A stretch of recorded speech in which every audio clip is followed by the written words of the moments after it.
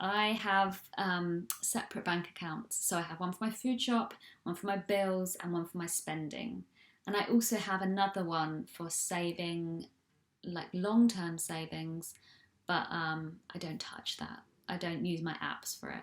I simply just have to go in a different way to use it, and that stops me from going into it as well. So I started doing this in my late 20s when apps were just coming around and getting more widely used. And it stops me wondering like what's coming in and out of my account and how much money do I have left to spend, because it's all there. I don't need to like touch it. Finding the best price and figuring out what you spend. So this is a fun thing to do, and it can get really addictive. And I understand if you don't have the time to shop at other places because you've got a busy lifestyle. I do have the time at the moment, so here's some key examples of how I do it. So online it's very easy because you can simply go into your shopping in Google and you can look at the best prices along with postage. And also if you use a site such as Top Cashback, you can also find good prices, and then you can get a tiny bit of cashback on what you spend. It may only be a few pence, but if you carry on using it, it can build up, and if you were going to buy a big purchase, then you'd get cashback on that. So just case in point in terms of shopping when I'm out. So I really wanted some clipboards because, again, I saw on a YouTube channel that Minimal Mum had organised her office in a really wonderful way, and she had these wooden clipboards with a clip. Now I understand if you're not really into wooden clipboards, but think about other things that you've seen YouTubers or Instagrammers or friends have in their house or wear, and you've thought, oh, I must have that exact same thing, because it's like fear of missing out. So I was looking for these boards and I kept finding them for like £7 for 4, £10 for 5, and I only really needed 2 for, I haven't made my mind up yet, but again, I kept seeing them for like £10, and it was annoying because I was just like, I don't think they're worth it. No, it's just a plank of wood. So I was looking for boards to clip my pieces of paper on, my like blog lists and my leaflets that I use, and a photo frame because I wanted to reuse the one I've got, which is a nice box frame, and instead have one that I could just clip things onto, such as my word for the year and some cards I was looking to get to offer me inspiration. It's also the first thing I see when I come into the bedroom, so it's nice to have that inspiration there. So again, I looked online and I found a photo frame for £12, and it was online, and also I could go to in-store and get it. So I was out recently and I made the wrong turning and I didn't get to go to the store. I went to another store and I didn't get time to go to that one. So I thought, okay, fine, don't be annoyed about this, because there may be a bigger reason. You may be able to get a better price. And I gave that myself my challenge. So I went shopping one day and I found some clipboards that were plastic, maybe not as pleasing to the eye, but they did the job of holding paper on a shelf, which is beside me. So, and I found them for about £1.65 each, and they're absolutely fine. And then I walked around a little bit more. Oh, they were from Wilko, and I found a £1 frame, which was slightly more rectangle than the one I was after, but again, it clipped the items that I want on, and it's now in my bedroom, and I'm gonna find the cards that I'm after. So, and I found that from the pound shop, so that saved me £11. So it's just these little savings, and again, the pound shop is really great, I'm finding, for just things like photo frames, because they may be a bit cheaper, maybe not be the most brilliant thing, but they hold photos on a wall or on a desktop. So this led me to think that we can all try and do this, just spend £10 less or £8 less a week or a month, and we'd make bigger savings overall. It may not show up until like the end of the year, but we've spent less money on the things that we need or want, and that's a really good thing. Also, you may be thinking that although you bought this frame, it's not what you really wanted. And that is true. However, it does bring me more joy at this time of my life, knowing that I could buy what I wanted and I didn't have to spend a huge amount or the amount that I actually set out to spend. So it gives me more joy in knowing that I got it for a better price. Okay, I am a big fan of slow spending and making money stretch. So I am reading Martin Lewis's book, The Money Diet. And even he has said on a podcast recently it's out of date, but I still think it's a good read.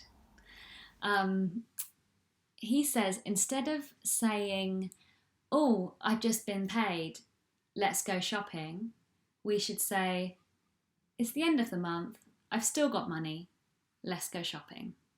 And I really like that because it's kind of backward to what's ingrained when we work for someone and we have paydays. And so I'd like to go a step further and say, oh, it's the end of the month, I've still got money, I'll put a bit in my savings, then let's go shopping. Another point he makes is that if you spend £10 a week on something such as a class or a cafe spend or a trip out, then multiply that by 52 and that's £520 a year you have spent on that thing. So that thing had better be worth it. I've recently cut down on classes to see that point through. And another point is that if you spend, say, £1.50 on snacks each day, times that by 250, because that's the number of working days, that's £375 you've spent on snacks in the year, when, if you think about it, that could be used for money towards a holiday or money towards paying off your debt. So I personally love tracking my expenditure and I'm really excited to share it with people soon. And having no spend days. Why? Because I like to see in front of me and have the awareness of what I have spent. Because you can easily hide away from it. You can easily just say, oh no, I'm not writing that down. I spent way too much today. Or you can just do it and get in the route and just do it. So I can also see where I've made an error. And there's been a few times this year where I've bought something online and thought, best price. And then I've got it delivered and I thought, oh, goodness, wrong one. So that was the point. That was the fact with some socks. Although they're really comfortable, they do the job. They were actually men's summer socks made from bamboo. But still, they're socks. They work. They were from Sock Snob. Very good socks. And some cream. I accidentally bought the wrong style cream and I'm using it. However, I do need to replace it. So a recent thing I've started doing is at the bottom of my page of my expenditures, my ins, my outs, I have all the numbers of all the dates of the month at the bottom. And I did this just by chance. And I've noticed that each spend day, I quickly just colour, each no spend day, I quickly colour in green. And then I can look back and I can see how many no spend days I've had. And to me, the more green patches I see, the better. And especially if they're in a line together. But the key thing is with doing no spend days is not to get too hung up on them because you don't want to have 8 no spend days and then spend £250 that you don't have on day 9. So go with your own flow and your own pattern, what works for you. I just use them to really embrace free things in my area and to see how far I can make money stretch and to spend a little bit later in the month. It also gives me more motivation in seeing the numbers, the dates as they are, because I spend closer to payday if I want it rather than spend it all within the first week. And I get joy from slow spending. And I would say in this actually, something I was thinking the other day, is being frugal isn't always fun. It isn't always as happy and joyous as I think YouTubers make it out to be. Whether they realise it or not, being frugal can feel sometimes lonely. It can feel boring. It can feel the same old cycle of things. But it is good to look at the bigger picture and enjoy what you have and enjoy what you can do. And know that this moment isn't going to be this moment forever. So I do a lot of walks around my local area, and my local area isn't the most scenic place I can think of. And if I was to think, oh, here we go again, same place, boring, boring, boring, I wouldn't really see what's around me. I wouldn't enjoy the trees. I wouldn't enjoy looking at different parts or getting on the tube line and seeing what else there is out there. Moving stuff around and make do. So this year we've been able to expand our living space and use more rooms in the house. And with doing that, it has meant more money has been spent, especially at the start, especially once on my maternity leave and I had a chunk of money. However, after, it has kind of gone down and I don't get as much benefits as you would think I would. So there have been things that I've moved from different rooms, such as there was a mirror that was not being used in an upstairs room and I've moved it to the bedroom and it's used every day when I get changed. That's been the same with a set of drawers beside me and a plank of wood painted white to make a shelf. My money mantra around those times when I was thinking of buying things and other people were saying, just buy it off Amazon, just buy it here, was I am not spending a penny. And that might be a bit extreme. Obviously I do spend pennies, but it was a really good point that I could do something without spending any money, so I will try. So really see what you need and what you don't. Really see if you can kind of make a little loophole. I mean, there was one time before the wooden boards that I cut up, we cut up a cork board into 4 because I thought maybe I could just pin stuff on there, then put it on the shelf. And although we used our creative mind to do that, once it was sawn, it did not work, and so I bought some boards. And take some perspective rather than rushing out to buy, such as you can easily see a new room and think, oh, I need a new cabinet to hold this and that.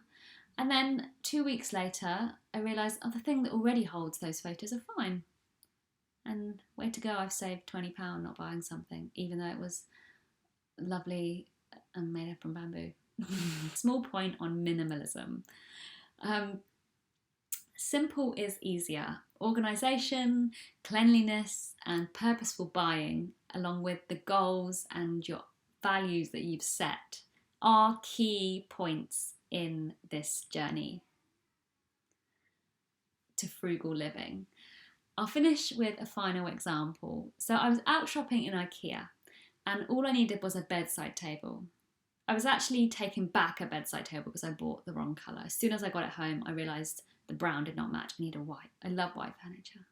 And I needed this bedside table to hold my books and my phone, and we never had one. So I spent £30 on a bedside table. And the clever thing about Ikea and other stores everywhere, in fact, is that there are so many advertisements and marketing strategies in the area we're in. I'll be in the car park and there'll be a big poster saying, you need a new washing basket. It won't actually say that, but that's what it's suggesting to my mind. And then there'll be perfectly laid out areas of Ikea, as if it's like a living room or a bedroom, and you think, oh, I need that pillow, oh, that'd be good, I need that. And the other really clever thing about Ikea is that it has little knickknacks everywhere, little things you can pick up, and on their own, £6, £2, £12 isn't a lot. But over time, and over the time that you're in the store and you put all the things into your basket, it is a lot. And I used to be one of those people that bought all these little bits like mugs, bath mats, cushion covers, I just bought because I was in Ikea. Of course, you're going to spend money in Ikea. Like this, the supermarkets do now. They say, Sarah only popped in for milk, and then she's got like 2 big bags. This is all clever marketing to get us to buy more. So, like I said before, I used to be a person that had their trolley full of just stuff. Whether I needed it or not, it was stuff. And I'd come to 75 at the till when I'd only wanted to spend £20, and I'd be like, oh, okay, yeah, I guess I'll just buy it. However, do not worry, and actually I'd say embrace it if you are the person in Ikea with one box in your trolley. Because I am that one person. And I think that's the other thing, is you see other people around you as if everyone, apart from maybe 2 or 3 people, that just have 1 or 2 items in their basket or in their trolley. So if you don't, you feel like the odd one out. You feel like there's a collective consciousness of everyone buying things in there, so you must follow that. But you don't need to. Just buy what you need. And I really like this shot I took. I hope I can include it here, of the time I was in Ikea, and I just thought, yes, I'm on my minimalism journey. So go against the grain and wheel that trolley with pride and joy, just one item in. I hope these tips have helped you. Happy, mindful spending and saving.